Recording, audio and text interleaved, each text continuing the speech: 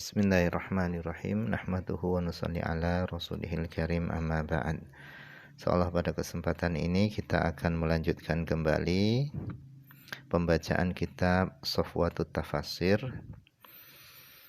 Nah, kali ini ayat yang kita akan baca adalah ayat yang berkaitan dengan poligami. Tetapi sebelum kita membaca ayatnya, kita akan bahas dulu hukum poligami. Jadi poligami ini di dalam Islam ada dan termasuk syariat Islam, dan Nabi Muhammad SAW beliau pun juga melakukan poligami. Oleh karenanya seorang pun ini enggak boleh mengingkari syariat poligami, karena poligami ini termasuk syariat Islam.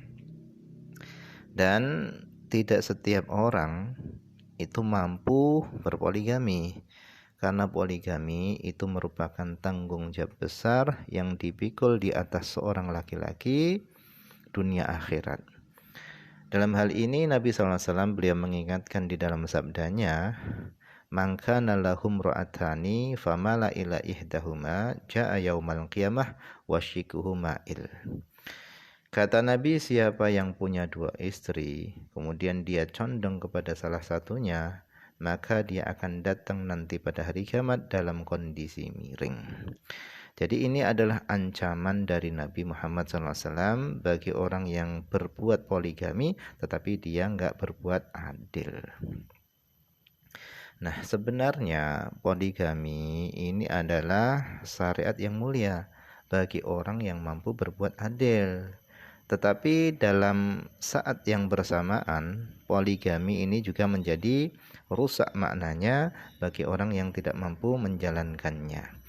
Oleh karenanya, yang pertama yang perlu kita ketahui dari hukum Islam, yang pertama poligami ini hukumnya adalah mubah. Artinya boleh dilakukan dan boleh ditinggalkan. Dilakukan tidak berpahala, ditinggalkan pun juga tidak berdosa. Kemudian yang kedua, syariat Islam ini membolehkan laki-laki beristri lebih dari satu, tetapi dengan syarat yang sangat-sangat ketat, yaitu harus berbuat adil. Jadi bagi para wanita, dia ridho nggak ridho, rela nggak rela, dia harus menerima syariat poligami ini. Nah, kemudian ayat yang akan kita baca ini berkaitan dengan poligami. Tetapi sebenarnya konteksnya itu adalah bukan anjuran atau perintah supaya kita berpoligami, bukan. Tetapi konteksnya adalah ketika para wali anak-anak yatim itu mereka nggak bisa memberikan mahar daripada maharnya anak perempuan yatim tadi, sebagaimana yang telah kita bahas kemarin pada sebab nuzul tadi, maka mereka ini para wali yang ingin menikahi yatim perempuan tadi oleh syariat diperintahkan supaya mereka menikahi wanita yang lainnya selain anak-anak perempuan yatim tadi. Nah, di sini Allah SWT berfirman, "Wa in khiftum alla tuqsitu fil yatama."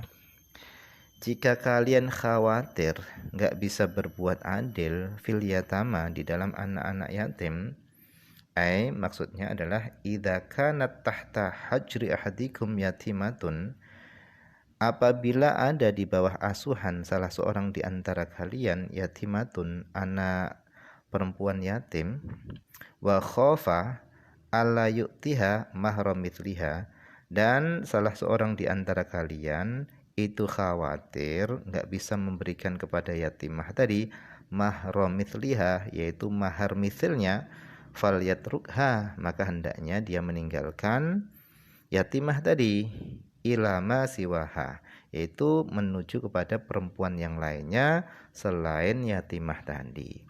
Fa innan nisaa katsirun, karena sesungguhnya perempuan itu banyak.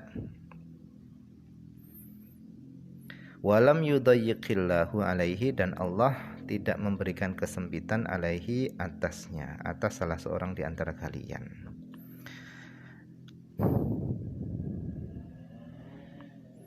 Kemudian Allah SWT meneruskan ayatnya, fankihu ma tabalakum minan nisa mathna wa thulatha wa ruba. Fankihu maka menikahlah kalian ma kepada perempuan toba yang baik lakum bagi kalian, minan nisa dari para wanita, mathna boleh dua-dua, wa thulatha boleh tiga, wa ruba dan boleh empat. Jadi di sini Allah SWT memerintahkan kepada kita supaya kita menikahi wanita yang baik untuk kita, yaitu ma tabalakum minan nisa, yaitu wanita yang baik untuk kalian. Bukan wanita yang cantik, bukan wanita yang kaya, tetapi ma tabalakum minan nisa, yaitu wanita yang baik, yang cocok, yang pantas untuk kalian. Mathna wa thulatha wa ruba, boleh dua, boleh tiga, dan boleh empat. Jadi jumlahnya itu dibatasi, paling pol hanya empat. Maksudnya adalah ingkihu ma syi'tum minan nisa, menikahlah kalian kepada perempuan yang kalian sukai, siwahunna selain mereka para yatimah tadi. Insya ahadukum itsnaini, jika salah seorang di antara kalian itu ingin dua-dua, boleh.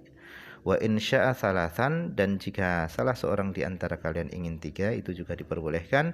Wa insya'a arba'an, dan jika salah seorang di antara kalian ingin empat, itu juga diperbolehkan. Jadi paling pol hanya boleh empat. Kemudian fa in khiftum, jika kalian khawatir alla ta'dilu, kalian gak bisa berbuat adil, fawahidatan, maka satu istri saja.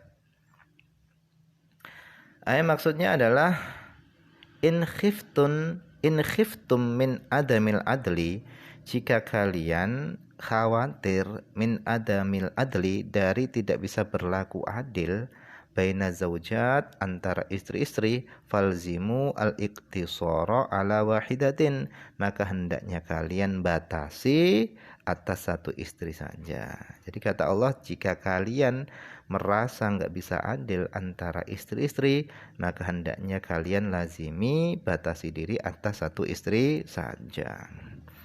Auma malakat aimanukum, atau atas budak-budak kalian.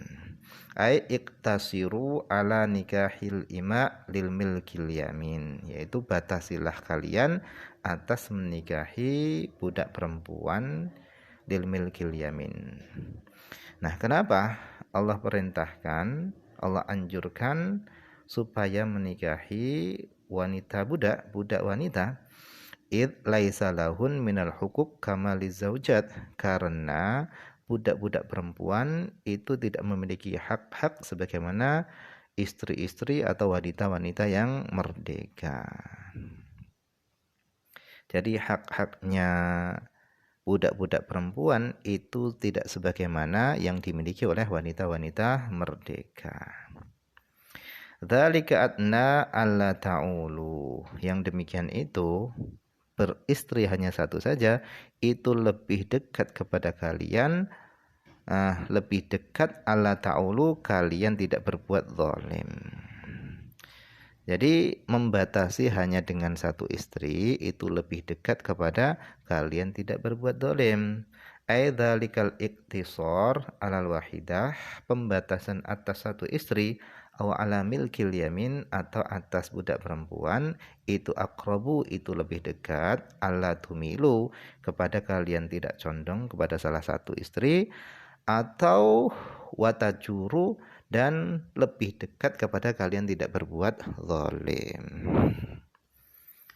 Jadi Allah peringatkan, jika kalian gak bisa berbuat adil terhadap istri-istri kalian, fawahidatan aw ma malakat aimanukum, maka hendaknya beristri satu saja. Nah, yang demikian itu beristri satu saja, itu kata Allah, dzalika adna alla ta'ulu, yang demikian itu lebih dekat kepada kalian tidak berbuat zalim. Nah, mungkin ini saja dulu yang bisa dibaca pada kesempatan ini, semoga ada manfaatnya.